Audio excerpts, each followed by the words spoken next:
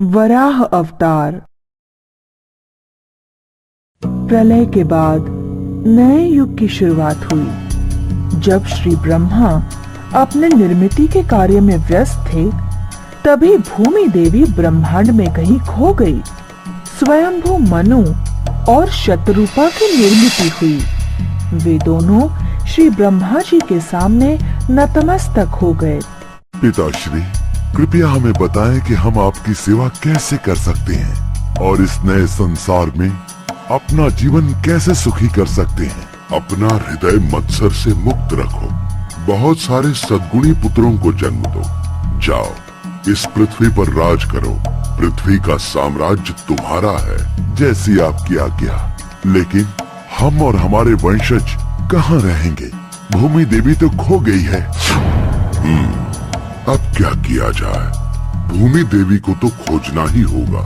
हे प्रभु विष्णु, कृपया मेरी सहायता कीजिए। जब श्री ब्रह्मा भगवान विष्णु का ध्यान कर रहे थे, एक अंगूठे जितना छोटा वराह उनकी नासिका से बाहर निकला। ये अनोखा प्राणी और मेरी नासिका से बाहर आ गया। श्री ब्रह्मा जब उसे आश्चर्यचकित होकर देख रहे थे, तब वो वराह आकार से बड़ा होता गया। क्या ये स्वयं भगवान विष्णु हैं? जब ब्रह्मा जी मन में ये विचार कर रहे थे, तब वो वराह एक बहुत बड़े पर्वत के आकार का हो गया। उसने जोर से दहाड़ लगाई। ये तो श्री भगवान विष्णु के सिवा और कोई नहीं हो सकता।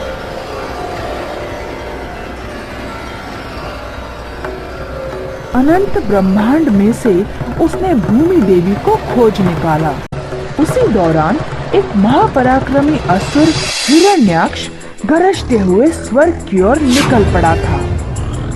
धिक्कार है उस भगवान और उसके देव गणों का जो मुझसे डरकर कहीं छुप गए हैं। हिरण्याक्ष क्रोधित होकर वरुण राज के पास गया। ओ महावरुण राज, आप मुझसे युद्ध कीजिए। वो जानता है कि वो मुझसे ताकतवर है, फिर भी मुझे ललकार रहा है। मैं अब बूढ़ा हो गया हूँ, मैंने युद्ध करना छोड़ दिया है। तुम्हें तो भगवान विष्णु के पास जाना चाहिए, वो अकेले ही तुमसे युद्ध कर सकते हैं। जाओ, ढूंढो उन्हें। इस दरमियान उस महाकाय वराह ने भूमि देवी को उठाकर अपने दंतों पर रख दिया और वो कक्षा की ओर चल पड़ा। तो अब तुम वराह रूप में हो। आओ जंगली जानवर, इस भूमि देवी को छोड़ दो, वो अब मेरी है। लेकिन वराह ने उसकी तरफ ध्यान ही नहीं दिया। अरे तुम तो बलहीन हो। आज तक तुमने सभी युद्ध योग माया से जीते हैं, वही तो एक शक्ति है तुम्हारे पास। लेकिन अब तुम्हारा अंत नजदीक आ गया है। वराह अपनी मार्ग कक्षा पे चलता रहा और हिरण्याक्ष उसके पीछे पड़ गया। रुको, क्या तुम्हें शर्म नहीं आती? अपने दुश्मन को पीठ दिखाकर भाग रहे हो? अरे बेशरम, मेरे इतने अपमान करने पर भी तुम शांत हो? बकते रहने दो उसे। मेरा काम भूमि देवी को सुरक्षित रखना है। युद्ध से वो घबरा जाती है। चलो, लगभग अपनी कक्षा तक पहुंच ही गए।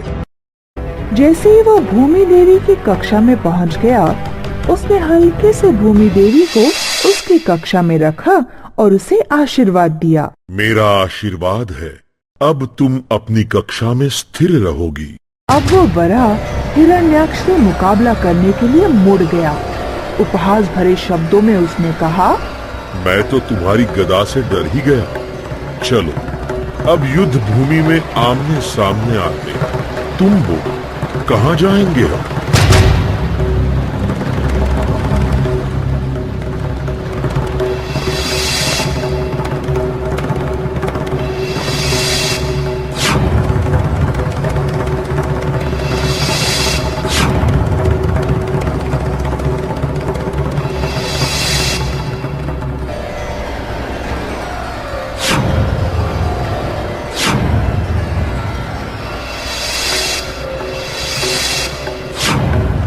इसका इष्टकाल नजदीक आ रहा है। इसका इष्टकाल शुरू होने से पहले ही इसे खत्म कर दो उसे और हमें उससे मुक्ति दे दो।